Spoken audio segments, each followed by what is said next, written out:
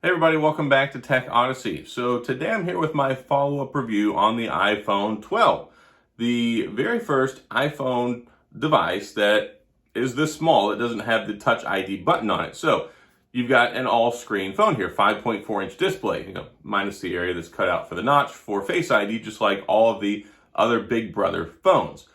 And overall, I gotta say it's been a fairly positive experience. I don't have anything really bad to say about the phone.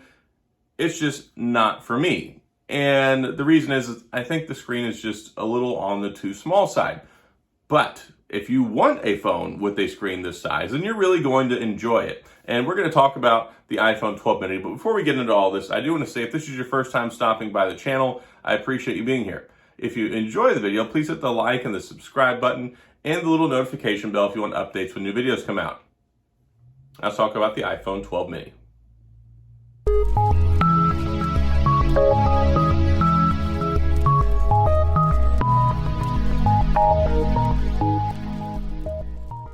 So when it comes to the iPhone 12 mini, it's everything you would expect it to be in a smaller package. And I've been using the iPhone 12, I've been using the iPhone 12 Pro Max, and both of those I like. And personally, I like them more than I like this one, not from a performance standpoint, just because it has a larger screen. And I really enjoyed the iPhone SE 2020 edition earlier this year, but there were some reasons why I liked that a little bit more than this one, and I'm going to talk about that in a minute. Mainly just being the price. This one right here, coming in at $729. Now, they say with some carriers, you can get it for $699 if you finance it through them. And yeah, that's just fine, but I've got T-Mobile, so either way, it cost me $729. Yes, I get it. Under the hood, it's still got the A14, it's still got 4 gigabytes of RAM, it's still equally as handy as the iPhone 12. It's not a performance thing. I just think for a phone this size, it shouldn't cost $729. If you look at what they did with the iPhone SE 2020 edition that came out back in April, it's $399. Not that far removed, and I'm going to tell you the performance is pretty much identical. On a day-to-day basis, you don't realize the power potential in an A14 chip, especially whenever it's in a phone this size. You just don't. So if you can get an iPhone SE that has Touch ID and then 750p resolution instead of 1080p for half the price, it's hard for me to upsell something that they basically just took the Touch ID button off of. It's just hard to say that. So from a price perspective, it makes me not like the phone. But if you use it, and if you're going to use this phone for several years, you're of course going to get your money's worth out of it.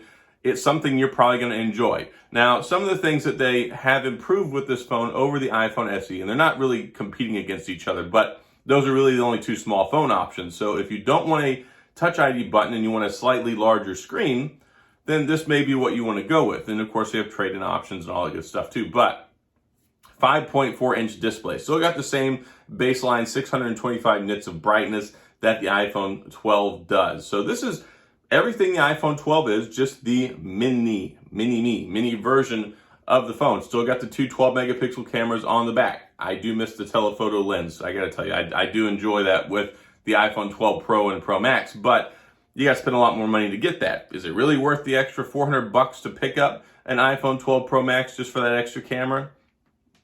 No, not really. Or the 12 Pro. If you want the larger screen real estate, then of course it's more worth it in that regard. But just for the camera, no, it's really not.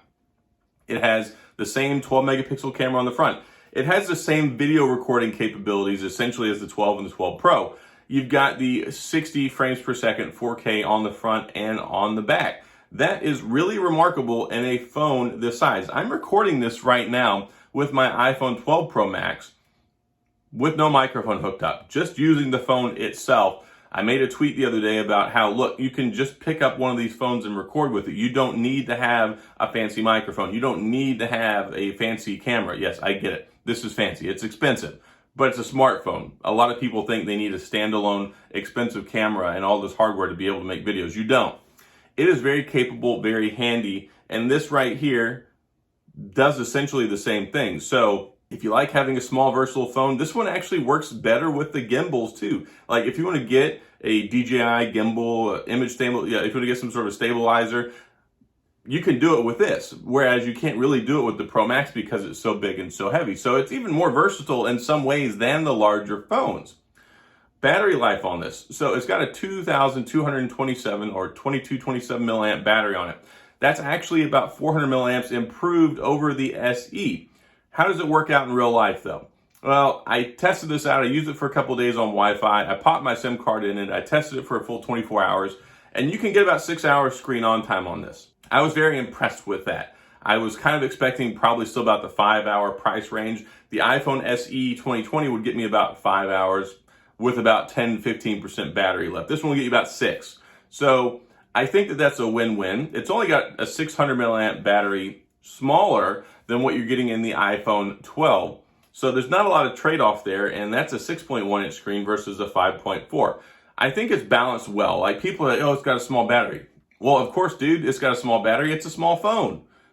How much battery can you fit in here? So I think that the battery is well balanced for the size. I mean, it's bigger than anything else that's been in the phone factor this same size. And if I remember correctly, this is the same size housing as the iPhone SE. It just doesn't have Touch ID. So let me go ahead and take this out of the case so you can see it.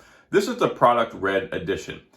It doesn't look very red at all. It looks more coral, kind of a pinkish color, and I actually like it. At first, I was a little on the irritated side because it's supposed to be product red. It doesn't look red, but when you look at a phone this size, it makes you think of the iPhone SE. So I can see why they changed it just slightly so it stands out more. Otherwise, everyone would think that it's the $399 iPhone SE. And of course, if you're going to pay $700 for an iPhone, people want people to know that they paid $700 for the iPhone as opposed to $400. I mean, you just do. It would be offensive to me if they're like, oh, is that the iPhone SE? I'm like, no, dude, I paid more money. This is the iPhone 12 mini. But it looks nice. It's very handy, very capable. It works very well. It's going to do everything that all the other iPhones do. It just has a really small screen. That's not bad. It's just not for me. I much prefer the very much larger screen on the iPhone 12 Pro Max. I use it all the time. I record video and stuff with it. And it's been my daily driver here ever since I got it a couple weeks ago. So if you want one of these and you want something in this smaller form factor, this smaller package, I think you're absolutely going to love it. The only hangups I have are the price. I really expected this to come in a little bit cheaper. I was thinking it was going to be about $5.99 on the top end side. And then, of course, Apple completely blew past my expectations with that, and they charged $729. So I don't like that this tiny little phone is $729, even though, yes, it is just as powerful. But if I were going to do that, then I would go with the iPhone 12. The iPhone 12 starts off at $829, $100 extra, and it gets you a bigger phone. The iPhone 12, I think, is a little bit more handy. It feels nice, it feels solid, it's well balanced. This is a good trade-off between the Pro Max and the Mini. It's a very good size, very good phone. I really, really like the iPhone 12, solid device. So I would rather pay the $829 to get that than pay the $729 to get this. But if you really want something this small, I think that this is really geared towards a very small subset of people. Like I know people that like smaller phones, but in today's reality, like a 6-inch phone is kind of a smaller phone, not a 5.4. This is a like ultra small phone. And people love the original iPhone SE. I had one, really good phone. People love the iPhone SE 2020, really good phone. But what people also love about those is the fact that it costs half as much as this. So if you want to get basically the same experience minus the extra camera and having a 1080p display on here versus the iPhone SE 2020 having a 750p resolution, which I'm going to tell you, you can't really even tell that much. Even back in the day when people are like, oh, you need a Quad HD Plus screen, you can't even tell the difference between a Quad HD Plus screen and a 1080p screen until it gets over the 5.3, 5.4 inch size. So this is right on the cusp of, yeah, perfect size for 1080p. If you get a 4.7 inch display with the 750p on the iPhone SE 2020, honestly though, it really doesn't look that much different. And if you have a cheaper wireless data plan, you're going to be streaming at 720p anyway, so you're not even going to really notice much difference. But that's just from an economic factor perspective. And some people watch my videos because I do like to talk about the economics. I like to talk about the cost, the is it worth it kind of argument. And is this worth $729? Like technically, yes. In reality, to me, no. I don't like that it costs that much for this size phone. I was very, very excited and happy about the $399 iPhone SE. Had this been $599, $549, I would be much more excited and advocate for it more in that regard. So if somebody just doesn't care and they just want one that's going to work for a couple of years and is very powerful and will do everything you need it to, get the SE. But if you just have to have the latest and greatest, but you want it in a tiny form factor, then go ahead and buy it. You're not going to be disappointed. The only way you can be disappointed with this phone is if you just think the screen is too small. And for me, it's just not for me. But for you, it may be perfect. So that's all I've got on my follow-up video on the iPhone 12 mini. If you have any questions or comments, please feel free to leave them down in the comments section. I will get back with you. If you enjoyed the video, please hit the like and the subscribe button and the little notification bell if you want updates when new videos come out. And as always, thanks for being here. I appreciate you watching, and I'll see you guys next time.